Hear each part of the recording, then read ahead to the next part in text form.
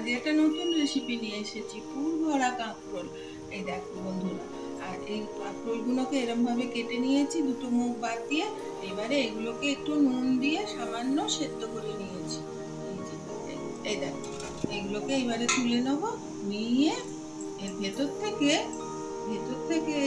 এটা বের করে নেবো আস্তে আস্তে। এইটা দিয়ে পুর করবো।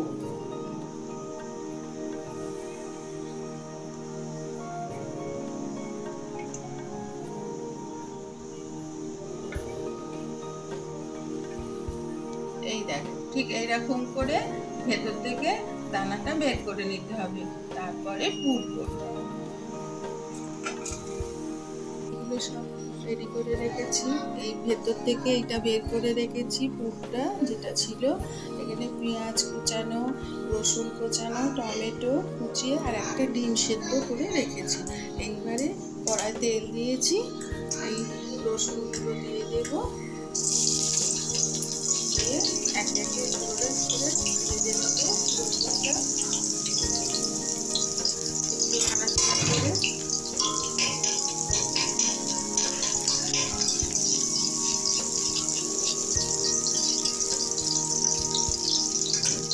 দিয়ে এবার পেঁয়াজগুলো দিয়ে পেঁয়াজটা একটু ভাজা করে নেবো। পেঁয়াজটা একটু ভাজা ভাজা হয়ে গেলে তারপরে টমেটো দেবো, হলুদ লঙ্কা সব দেবো, দিয়ে এটা দিয়ে একটু কষে নেব। একটু হলুদ দিয়ে দিলাম,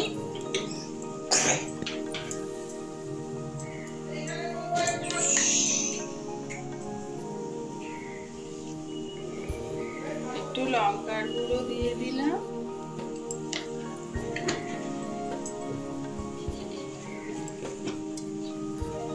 একটু জিরে গুঁড়ো দিয়ে দিলাম,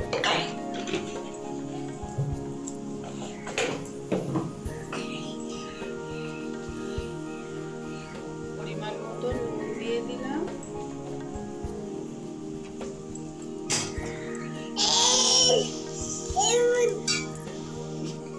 টমেটোটাও দিয়ে দিলাম,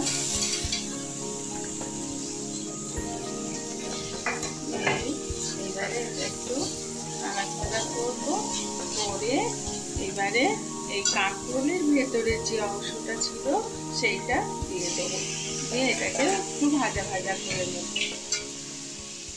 গরম মশলা দিয়ে দিলাম।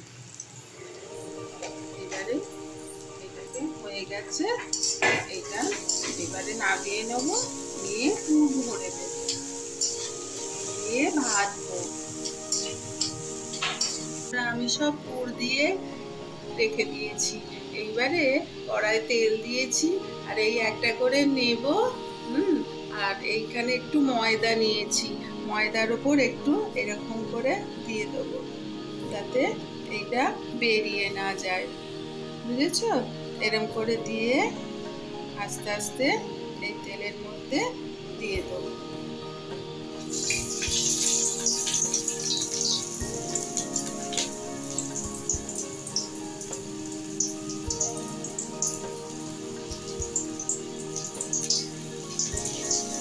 ভালো করে এপাশ ওপাশ করে ভালো করে ভেজে নিতে হবে। এটাকে নিয়ে গরম গরম ভাতে ভীষণ ভালো লাগবে খেতে। তোমরাও করে খেয়ে দেখো, খুব ভালো লাগবে। এই দেখো বন্ধুরা, আমার সব ভাজা হয়ে গেছে, আমি এইবারে তুলে নিয়েছি, আর এটাও তুলে নিচ্ছি। সব ভাজা হয়ে গেল, এবারে আমি ডিমটাকে এর উপর দিয়ে মিশিয়ে দিয়ে দেবো।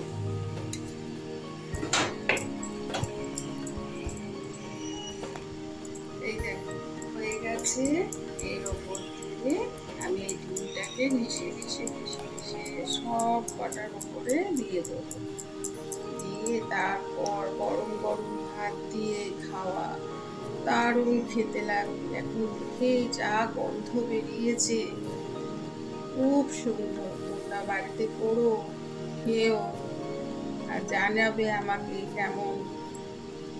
আর অভিকের সাথে থাকবে, লাইক শেয়ার করবে, সাবস্ক্রাইব করবে।